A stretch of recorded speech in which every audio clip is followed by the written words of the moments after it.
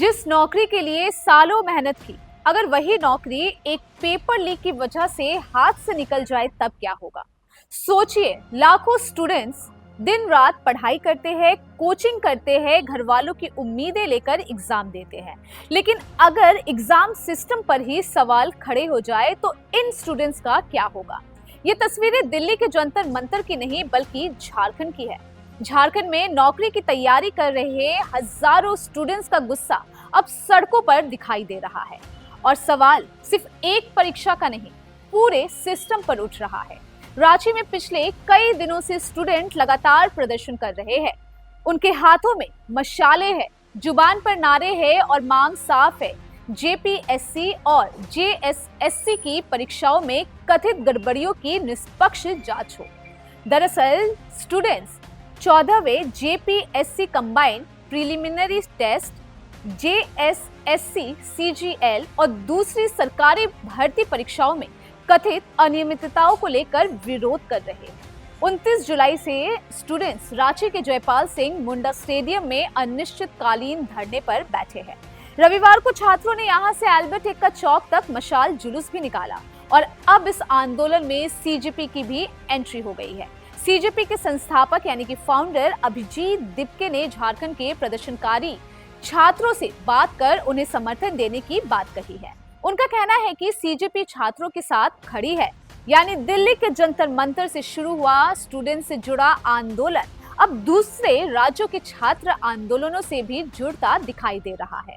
छात्रों का सबसे बड़ा सवाल है, जब मामला इतना गंभीर है तो जांच सिर्फ राज्य की सीआईडी से क्यों।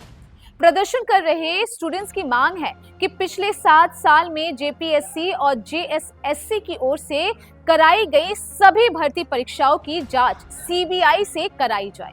साथ ही उन्होंने ईडी से भी जांच की मांग की है। छात्रों का आरोप है कि भर्ती परीक्षाओं में पेपर लीक और दूसरी गड़बड़ियों की शिकायतें पहले भी सामने आती रही है, लेकिन जांच के बाद भी जिम्मेदार लोगों पर कार्रवाई नहीं हुई। इस बार छात्रों ने 19 अप्रैल को हुई 14वीं जेपीएससी प्रारंभिक परीक्षा को रद्द करने की मांग भी की है।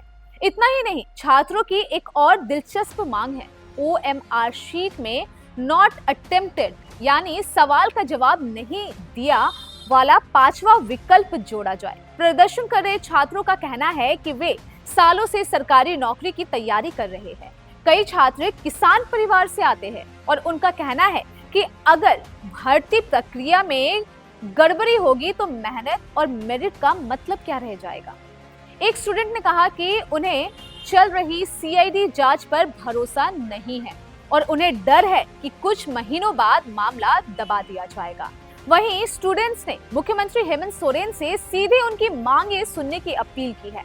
प्रदर्शनकारियों का आरोप है कि कई दिनों से आंदोलन चल रहा है, लेकिन सरकार की तरफ से कोई अधिकारी उनकी बात सुनने तक नहीं पहुंचा और अब छात्रों ने चेतावनी दी है कि अगर उनकी मांगों पर जल्द कार्रवाई नहीं हुई तो आने वाले दिनों में वे झारखंड विधानसभा की ओर मार्च करेंगे और विधानसभा का घेराव भी कर सकते हैं।